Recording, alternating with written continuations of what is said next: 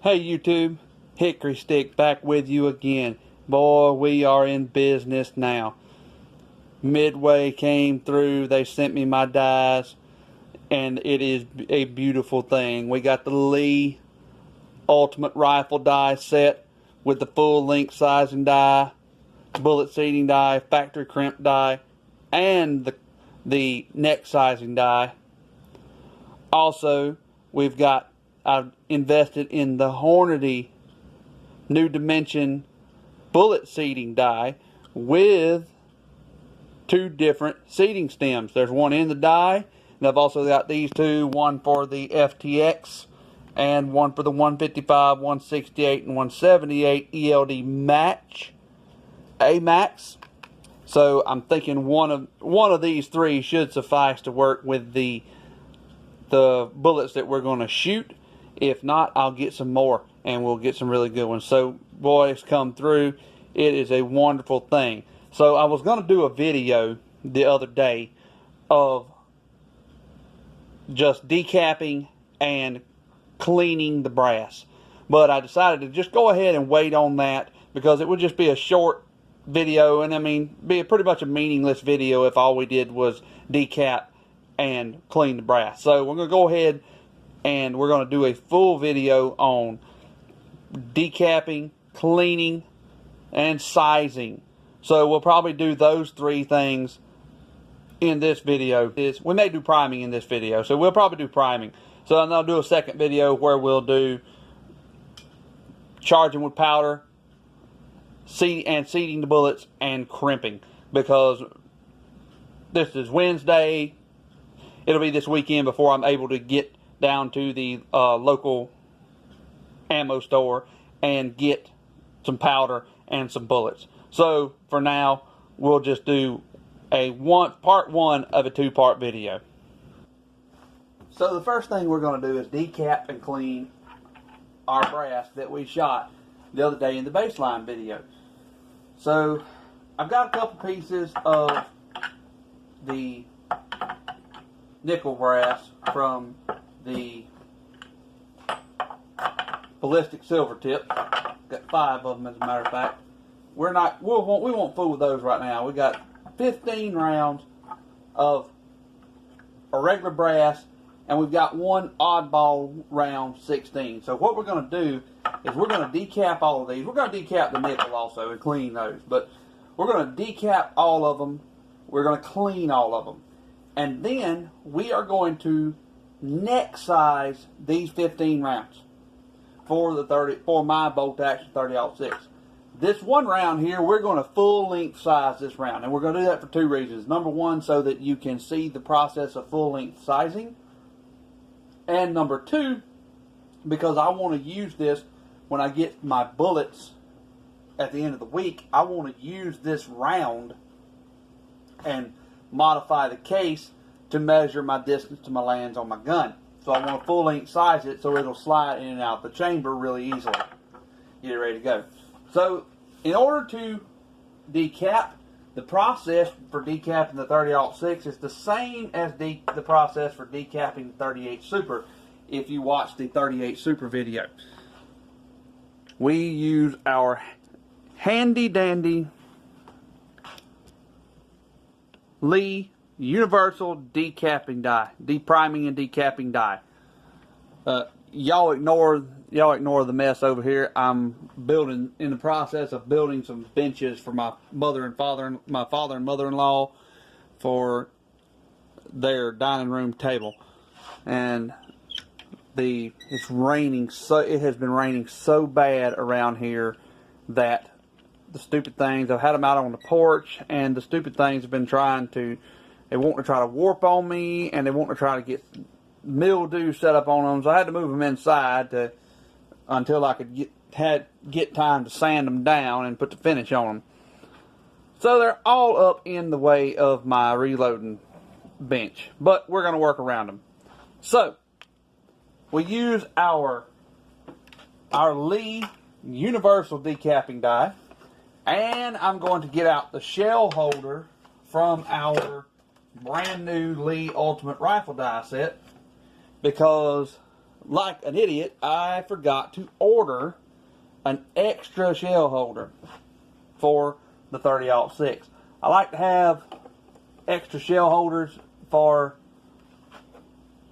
all the rounds that I'm reloading, because of the fact that I can have one to put back and forth in the press, and I can have one that I can put in my priming unit. But alas, I have not ordered one. So, process is the same. In with the round, all the way up into the shell holder. Push the primer out.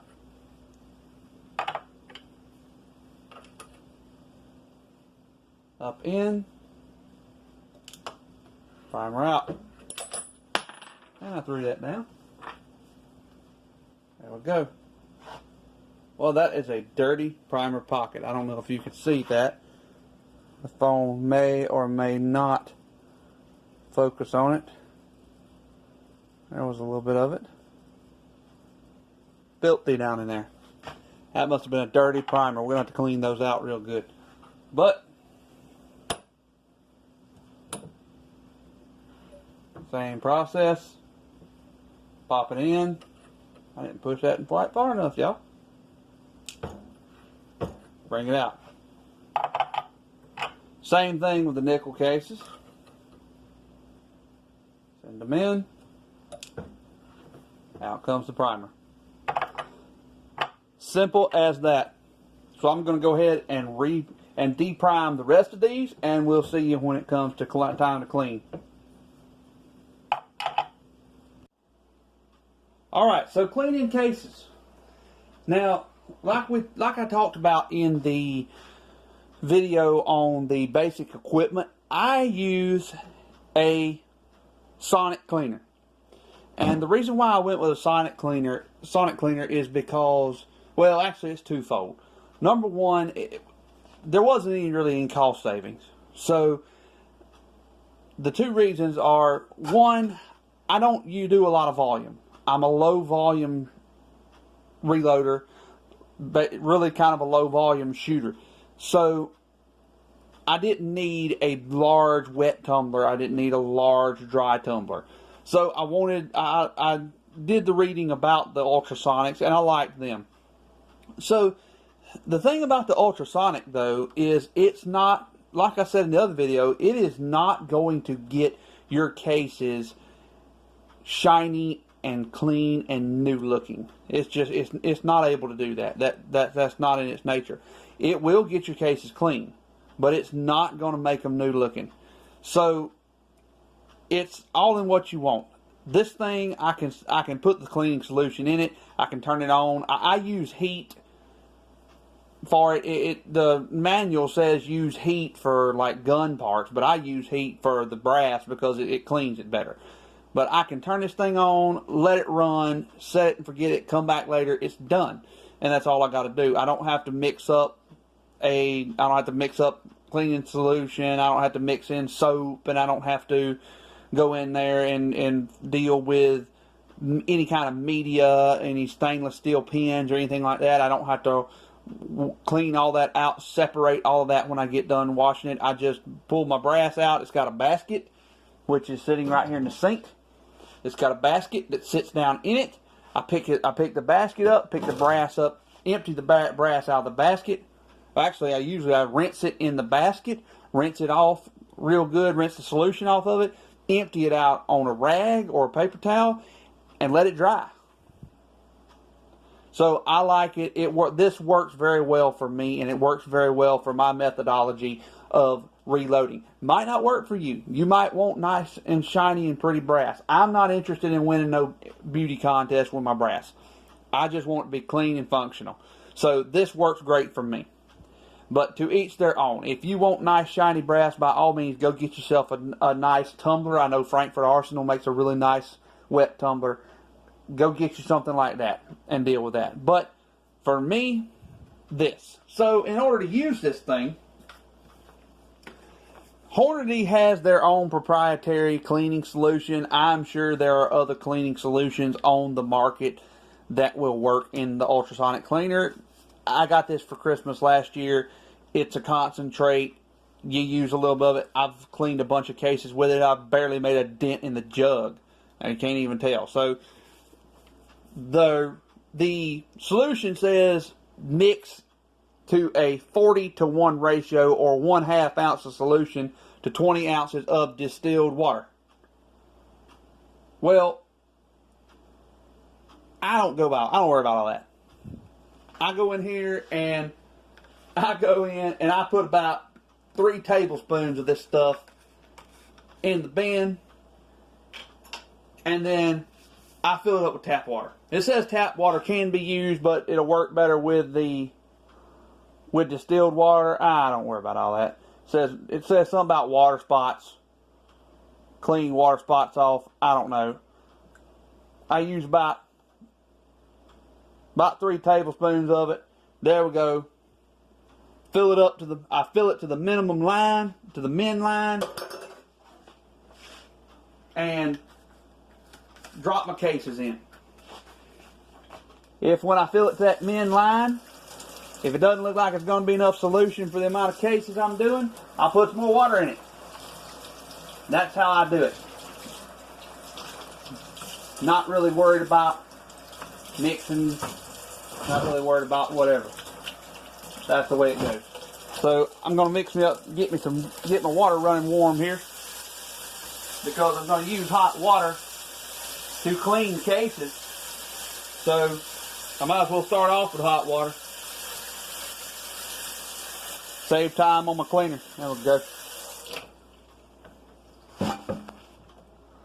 Like I say, I'm going to fill it up to the min mark.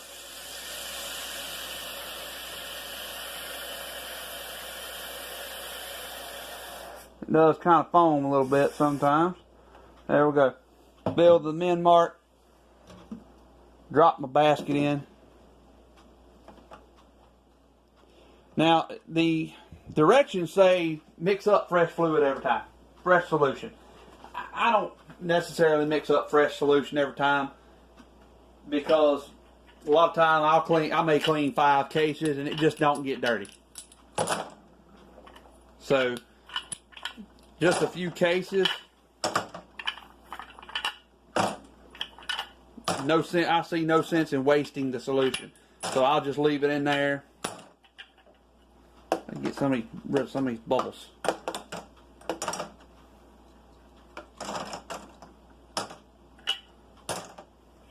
And I will admit, when I first started using this thing, I used distilled water. I did. I said, all right, I'm going to use the distilled water, and then I quickly figured out that it wasn't doing me much good. They get just as clean using tap water as distilled water. There we go. So we're a little bit over our cases, which is all we need. We don't need no big pile of it in there. I don't fill it up to the max mark unless I got a bunch of cases. So the next thing is to turn it on. To do that, I got to move it back over to my bench. So we got that all set back up now, over here and plugged in. Now, on the functions of this thing, there is a degas function. And if you mix up with tap water, a lot of times you will get the bubbles like I did. So you just turn it on and tell it to degas for about a minute or so. And I'm going to tell it to do heat while it's doing it, so it'll get it all warm. It goes through a little process. It just shakes a little bit and breaks the bubbles. So once you do a quick degas, all you got to do is turn it on to heat and turn it on to normal and let it run. The maximum you can run it is 30 minutes. And that's usually what I do for some cases that have pretty good grime on them like these have. If you just got some decently clean cases that aren't bad and like pistol rounds or something like that, then you can just run it 5 or 10 minutes. But for heavy grime cases like this, then I run it about 30 minutes. So we're going to set it on, let it run, get them cleaned, and we'll be back after that. Alright, so we ran for 30 minutes. I've already actually pulled the lid off and snuck a peek at them. They actually look pretty good. So we'll go ahead and pull the basket out. Still fighting some of these dadgum bubbles. They're aggravating me. I hate bubbles. But the cases actually turned out pretty good, y'all. Go ahead and move this thing. I'll let the bubbles settle down, then I'll evaluate whether or not I want to dump this solution or if I want to keep it and use it for for the next round of them. I imagine I will be keeping it. So let me go ahead and get them washed out. Run my water hot.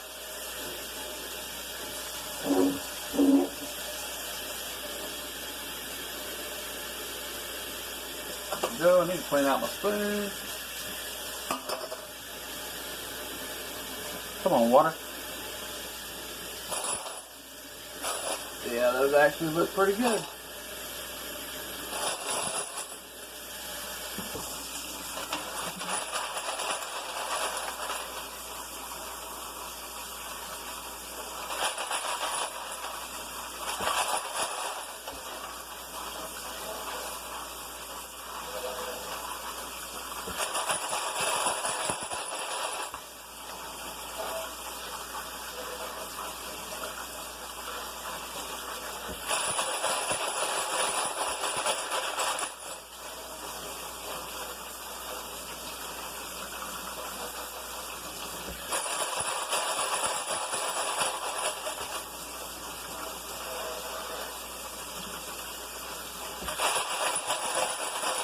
I find that rinsing them with hot water kind of tends to help get the solution off a little better.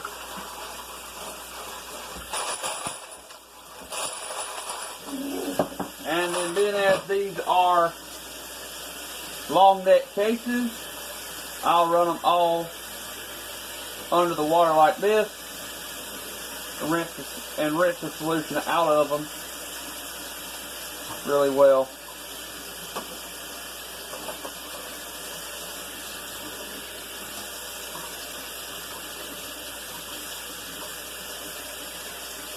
But they actually came out pretty good. Let me dry one off kind of a little bit so you can take a look at it. Shut that off where you can hear, because it's making an inordinate amount of racket. So, there you go. Not too bad. You know, it doesn't look like it came out of a wet tumbler, but it's clean. Looking down inside of it, I'll never get my phone to focus on that, but looking down inside of it, it is nice and clean on the inside. The brass is decently clean.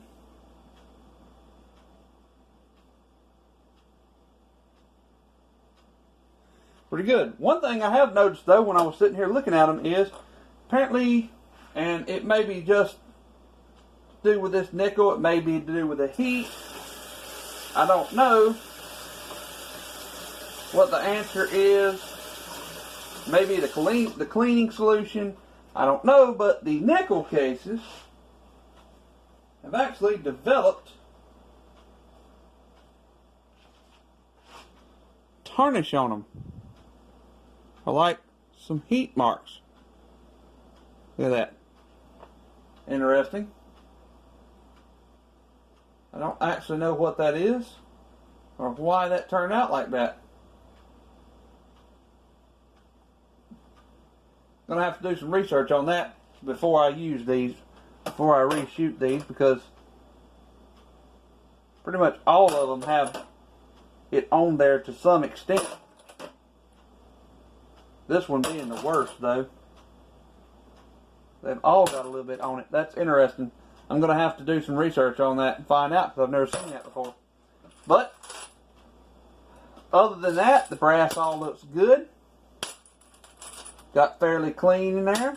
Some of this brass, man, is old. Some of this brass has been stuck in the little elastic thing on the side of my gun for several years. So it's not new brass. So it actually came out better than I expected it to, being so old. So I'm going to finish washing it up. And once I'm finished washing it up, I'm going to lay it out on a towel for the night and just let it dry overnight. And I'll continue the video on tomorrow when the brass is dry. We'll go ahead and start sizing and priming. So while I was drying these things off, I got to noticing when I was looking at them that the cases, this is a good example, the cases just felt a little gritty. like a little rough texture to them. Years of sitting around on the side of the gun, and as you can see, there's a little bit of rough tarnish on them. They were all sort of like that. They just got a little bit of a rough feeling to them. So what I did was, I took me some 4/0 steel wool, and I just lightly buffed the case mouth, or the neck of every one of them. The neck and the shoulder. Since we're going to be just neck sizing them, just the neck and the shoulder, got that cleaned off, got them all buffed down. Just a quick couple twists in the steel wool, some 4/0 steel wool, and that's got them nice and polished, nice and slick now. Slicked them down, wiped them off. Now all we got to do is just wait on them to dry, and we'll be good to go. This is a pretty good one here. You see the old tarnish on it, but now the neck is nice and smooth. Actually, let me find the one I'm looking for here. Yeah, this is it. So, if you look real close on this one, I found something interesting here. If I can get the thing to focus this close in. Look at that crimp. Isn't that interesting? Very interesting crimp. This is actually a Winchester case. This was not a core lock. I thought they were all core locks that I was shooting the other day, but apparently this was not. This was a Winchester soft point of some sort that got mixed in my bunch of core locks. But that's a very interesting crimp that they had going on there with that one. But anyway, I digress. All we have to do now is just wait on them to dry. So we'll see y'all tomorrow. Well, it's Saturday, and it's raining again. The good news is this is only supposed to be for today, and it's supposed to be out of here tomorrow. But the bad news is, when the rain moves out, it's supposed to get butt freaking cold. Which I like cold weather. I do. But I only like a certain amount of it. I don't like the pipe busting cold. You know, I like 40s to 50s in the daytime and 30s to maybe high 20s at night. I don't like it. Like last year, we had one of the coldest winters we've ever seen down here. It snowed twice down here last year. It's never done that in recorded history. And there was several days that there were several nights it was like 9 degrees, 11 degrees.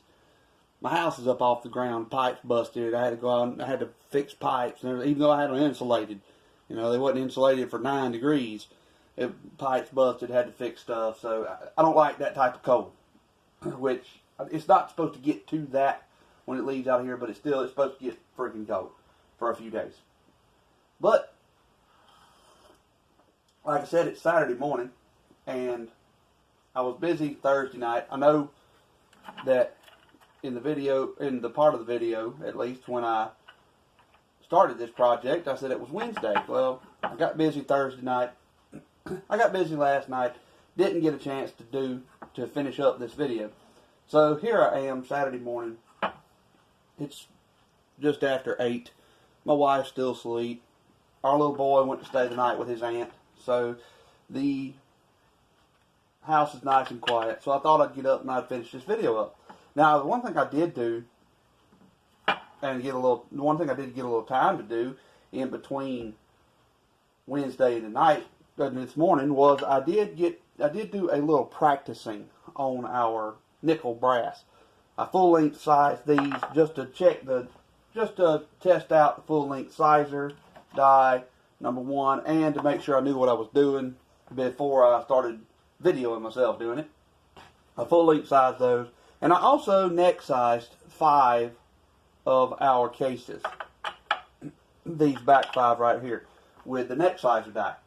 So I got a pretty good idea of how it goes now, and I think I can make you an informative video. So the first thing we're going to do in this is we are going to go ahead and full length size this one odd case that I want to use to check distance to lands on the bullets. So in order to full length size it, we're going to pull out our full length sizer die. Now our instructions for our full length sizer die are pretty much the same generic full length sizer instructions for the 4570 and the 38 Super. Screw full length size die in until it touches the shell holder, then lower the ram and screw the die in a quarter to a half turn more. Raise the ram and tighten the lock ring finger tight. Same thing. So that's what I'm going to do. This should be set just about right because I had it set the other night when I was using it. I'm going to back it off a little bit. Coincidentally, this particular die has a really tight O-ring in it, which is a nice thing. There we go. Now we're touching the shell holder. Got a nice little straight mark. There we go. I'm going to pull the shell holder up. Yeah, it's camming over nice on me. So I'm going to go ahead and lock down the shell holder. I'm going to lock down my lock ring. There we go. I got a pair of pliers I'm going to put on it. Y'all don't laugh at my old raggedy pliers.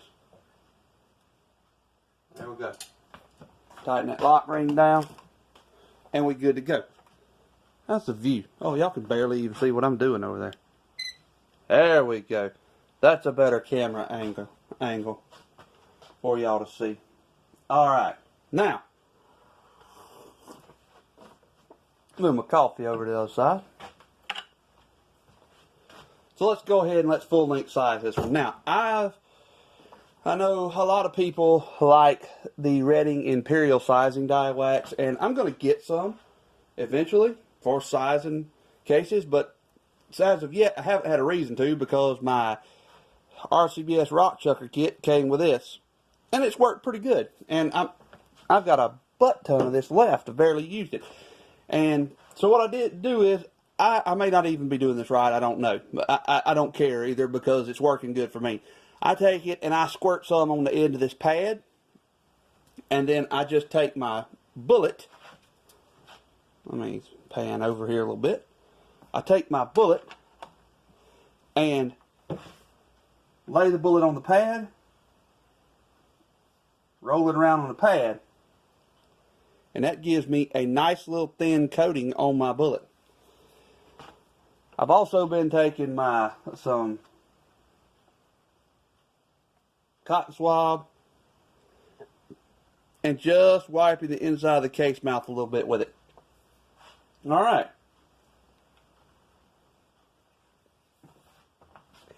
Into the die we go. Now, I don't know if my gun has a tight chamber or if the nickel cases just didn't expand a whole lot, but when I full length sized the nickel cases, didn't take much, and it didn't size them much. So I'm just going to look and make sure it's lined up, and up into the die we go. Yeah, see the same thing with this brass case. You see,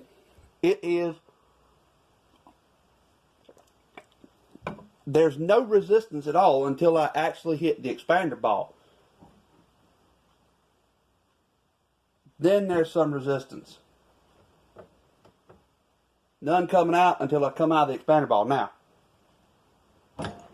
coming out of that expander ball was where I have received the most resistance on every case that I full length sized on there. But that's all there is to it. That case is now full length sized. Not a lot to it. Now what we can do and what we are going to do is move us back on our camera a little bit. We are going to check our headspace. So I checked the headspace on some of the brass that I fired and did not size. Zero out our thing with our nice new Hornady headspace gauge.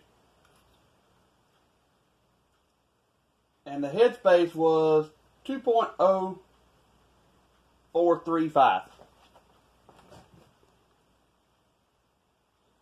Between 2.0435 and 2.043 on all of them. So when you full length size, as I understand it, you want to bump the shoulder back a little bit on the casing. So let's see if we did do that. Oh, beautifully. So we bumped that shoulder 3.5 thousandths, which is great. That seems to be what we're going to need to do to make it work good, and to make it load right. So that is the process of full length sizing. All of the nickel brass went about the same way on that. So that wasn't the main point of the video. The main point of the video was to neck size the rest of this brass for us to load, because that's what we want to do since we are shooting a bolt action rifle. We just want a neck size. So we're going to take out our full length sizer die, and we are going to put in, let me pan over a little. We are going to put in our neck sizing die. Our collet neck sizing die. Right here. Now our instructions for our neck sizing die say, it's got two options: adjustment for Lee presses and adjustment for other brands. Well, obviously we are other brands. So it says screw collet neck sizing die in until it makes firm contact with shell holder, plus 2 more turns. This will prevent the press from toggling over center and give the operator feel of the collet closing. Presses that toggle or snap over center at the end of the stroke provide no feel and can damage the collet neck sizing die if not adjusted properly. So, it took me a minute to figure out the other night what that was talking about. But then I finally took this die apart to see how it was made, and I figured it out. So, this is our actual collet piece right here. This end piece. And this is floating inside this die sleeve, up and down. And ends up at the top, back up in here, there's a bushing. A little concave bushing that the tip of this collet rides into. And when you close the press on the collet, it shoves just this collet piece up into that bushing and clamps it. And clamps the collet. So that's why they're wanting us to go deeper, so that you can feel that collet clamping. And you can feel how much clamping force. Now when I took it apart, I did discover something. And that is that our pin doesn't have our center shaft in here, does not have an expander in it. It doesn't expand at all. It doesn't expand the case neck. These cases, as you can see, slide up and down nice and smooth on them. This one has not been sized. But if I take one that I neck sized already, it's tight. So there's no neck expander, no expander ball on this thing. It's just a straight, slick, smooth shaft. And the collet clamps the neck around that shaft. So you can only go so far with it. And you can only clamp it a certain amount. So we're going to screw her in. Raise our ram. I'm going to screw this in. Boom. Firm contact. Alright. There's 1 turn. 2 turns. There we go. I'm going to raise that back up so it'll hold it for me.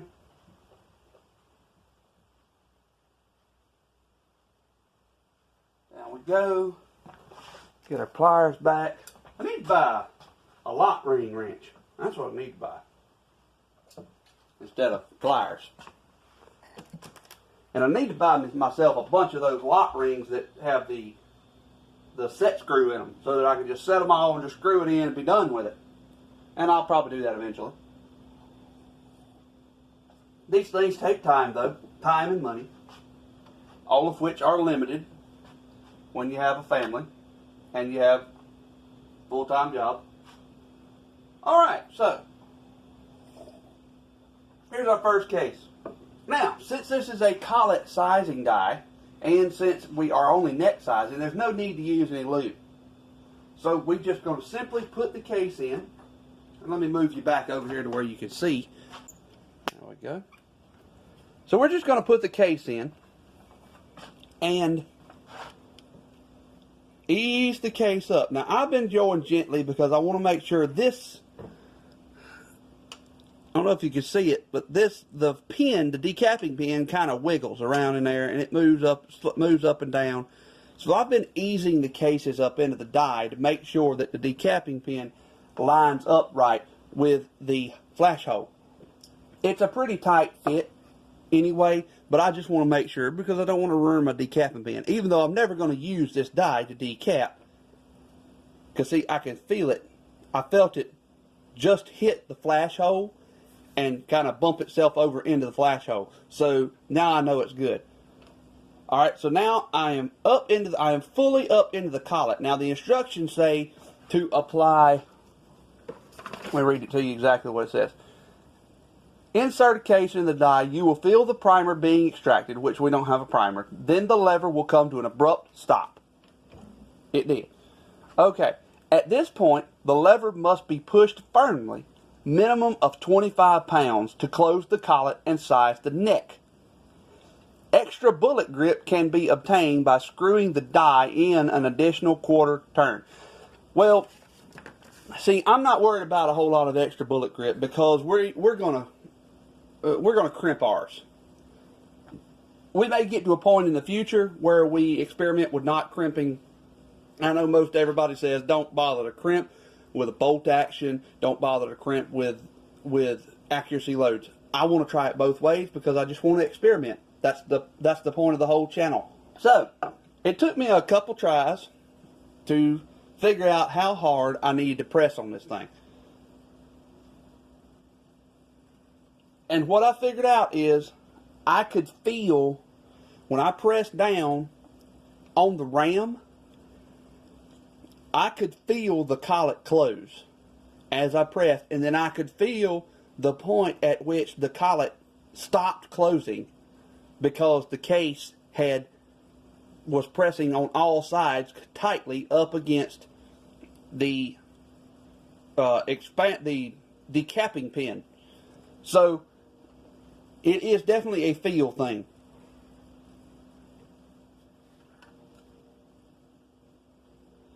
Now, one thing I will say about this die, that's not quite as tight as I wanted. Let me go a little bit tighter. The one thing that I will say about this die, there we go, that I don't care for. And I understand the reason behind it. I understand why it's doing this. But if you look, I don't know if you're going to be able to see it.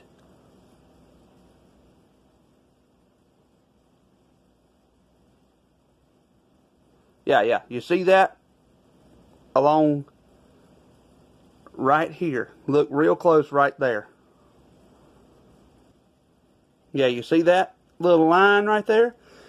There are 4 of them all the way around the case mouth. And that is due to the fact that the collet, it's got 4 petals from the close. And there's a groove, there's a space in between each petal. So it leaves that little bit of a space.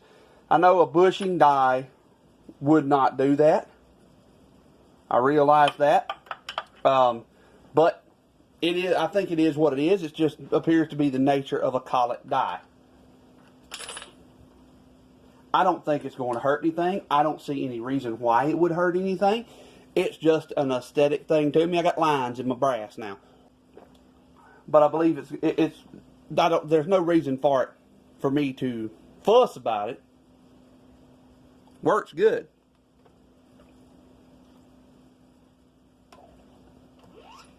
Oh yeah, see that one crimped good. You hear that little whoop as it came out? Yeah, it crimped real good. Beautiful.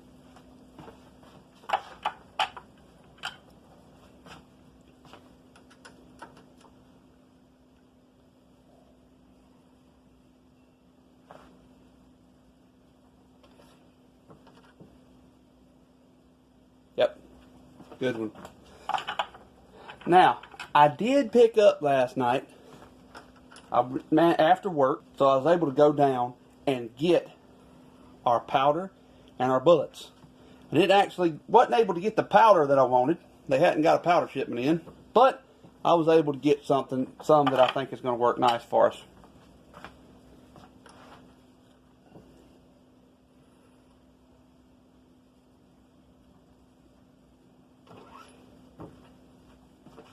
Said that to say this. I'm going to leave one case not sized, and we're fixing to take a look at how our bullets fit in the cases neck sized versus not neck sized.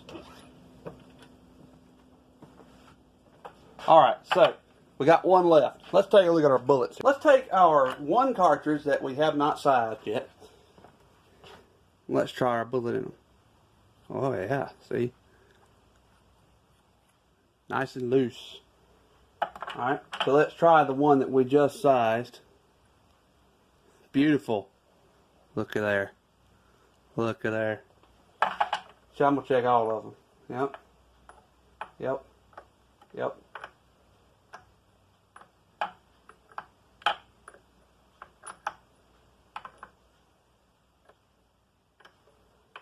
Lovely. Apparently I did it right. Let's check these with full length size. Uh-huh. Uh-huh. So, I'm going to say that's a successful sizing job on all that brass. Which makes me really happy because that's my first time sizing a necked cartridge.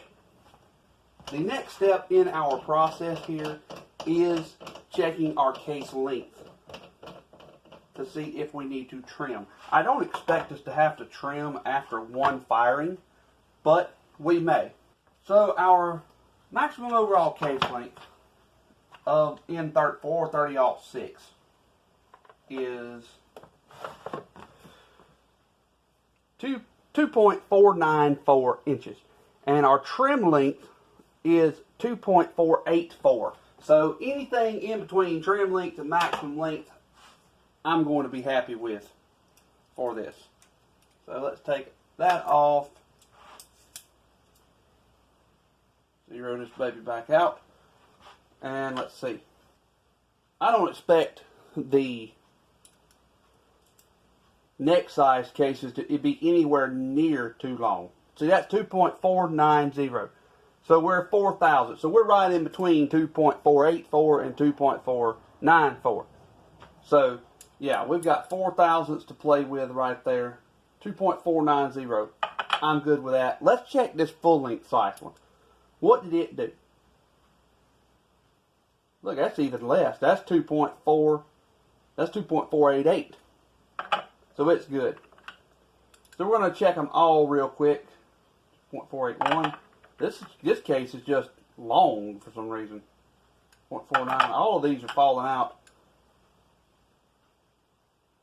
All of these are falling out well below max length. Actually, that's 2.487. Some of them are even falling out below trim length. 0.482. Like that's below trim length. Okay, that one's pretty close. That one's 2.4915. Probably, I'm not going to trim it because it's 2.490. I'm not going to trim it yet because it's not at maximum length. But probably next firing, yeah, we'll have to trim that piece of brass. 2.490. 0.483. 2.491. That one's a little close. 485, 2.485,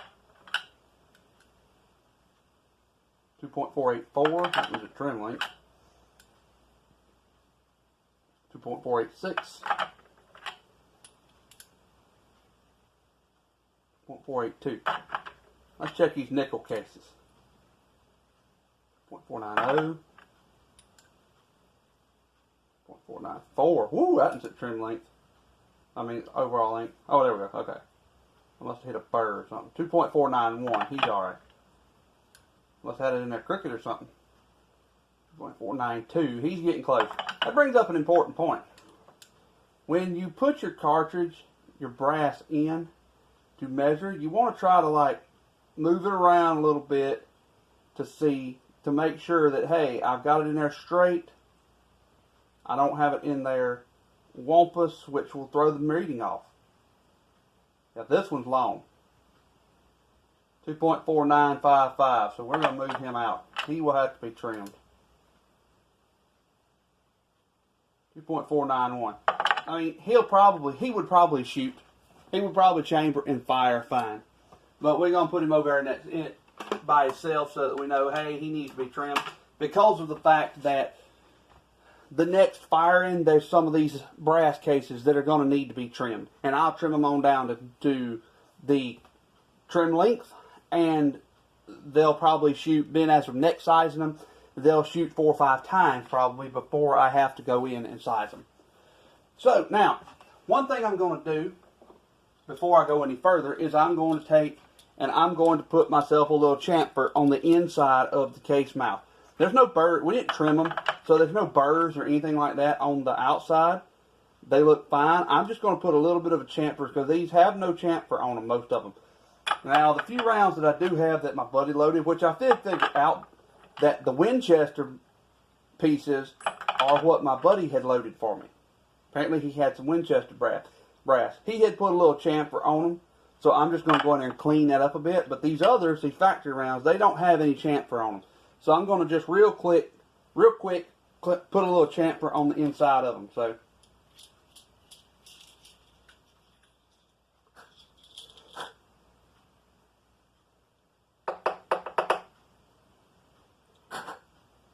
Very nice. I don't know if you can see it, but now we have a nice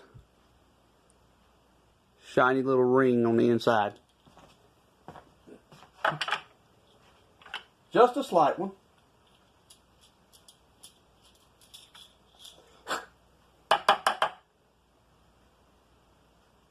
Not a whole lot necessary.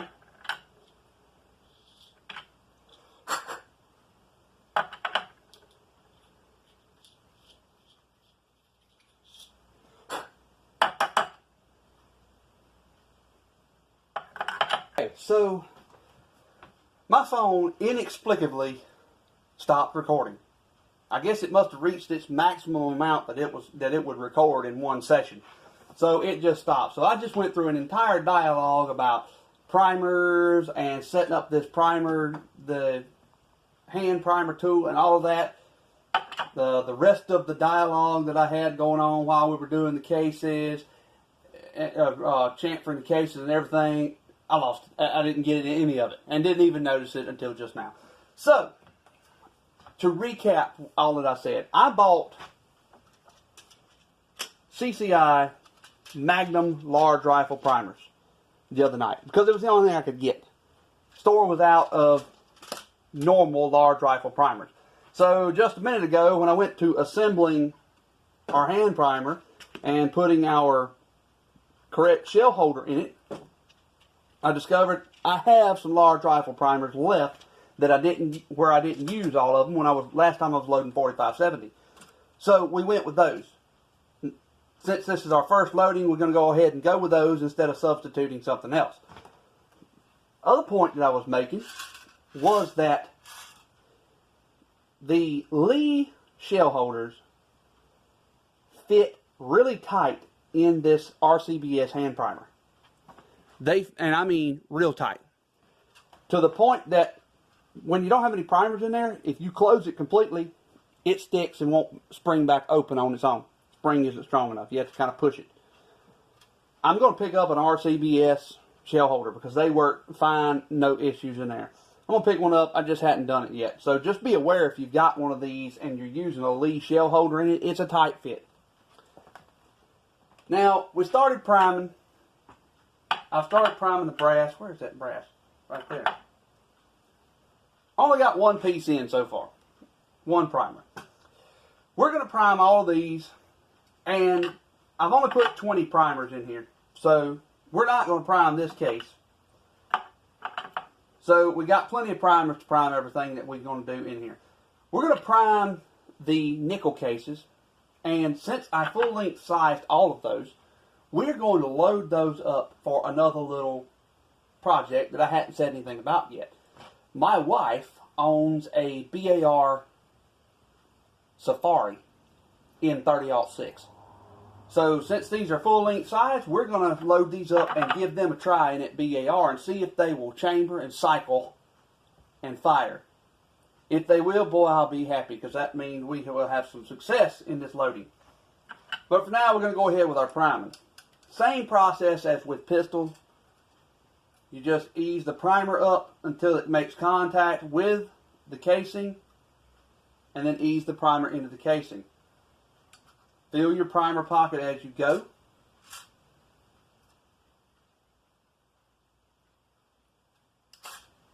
There we go. Fill your primer pocket as you go. That felt good. Felt like a good primer pocket. Now, one thing, I think I said something about this in the 38 Super video. One thing I have noticed about this primer, hand primer, is if you ease your primer up, ease it into the pocket, and ease down your handle, it doesn't really load another primer. But if you let it pop like that, it'll drop another one in every time. And I have the habit of easing the handle back down when I'm done shoving a primer into a case. And I should let it pop like that. That's what I should let it do, and it works a lot better. I've got to get in the habit of that. But I am not in the habit of it.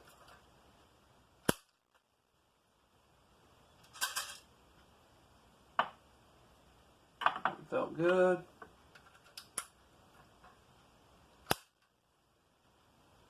This is a Winchester. It felt good. Primer pocket, and it felt good. That one felt good. So, the reason why you feel your primer pockets when you load up brass, if nobody ever told you, the primer pocket is one of, if not the main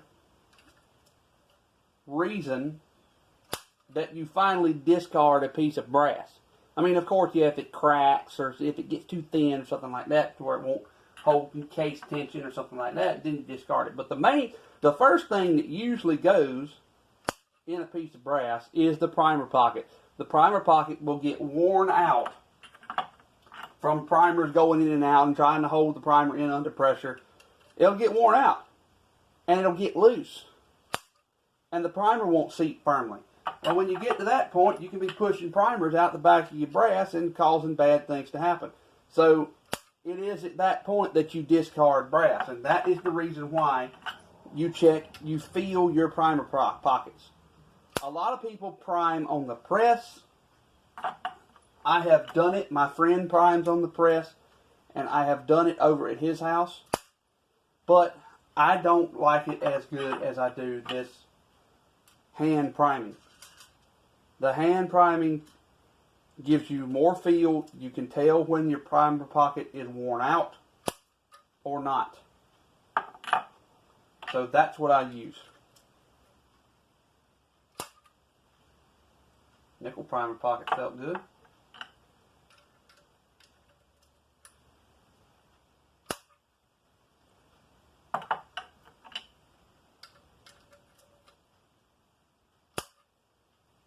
We're going to go ahead and we're going to prime this case. We're going to give it a try. It's right at maximum case length. I mean, it's like a 0.5 over max case length. We're going to go ahead and shoot it. We'll send it. Send it and see what happens. There we go. Hey, look. I counted my primers right. Now, unfortunately, now I have to go in here and disassemble this thing to get my shell holder back out, to put it back in the press. because I've only got one shell holder. That's alright though. I'll get another one eventually.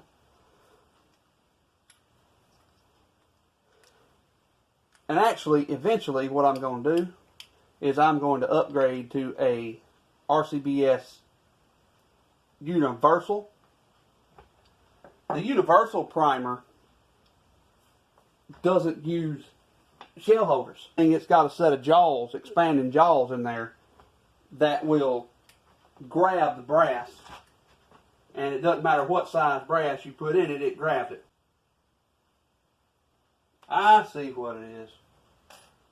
I see.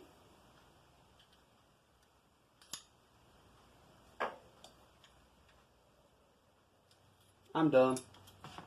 I'm done, y'all. So, the ram head was just slightly up in there, jamming it. I'm an idiot.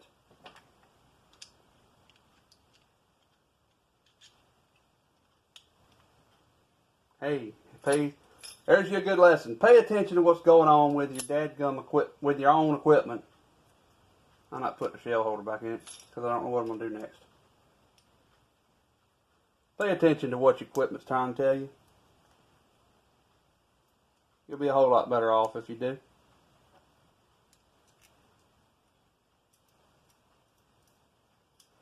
There we go. So, now,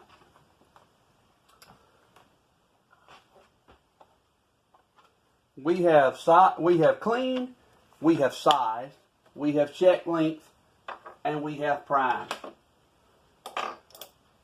This is a pretty long video. So we're going to call it quits right there for this video. And in the next subsequent video, which I will probably film tonight, provided I have time. It probably will be Monday before I get to do the shooting session. So the video will probably not come out until Tuesday. Until then, y'all have a good one.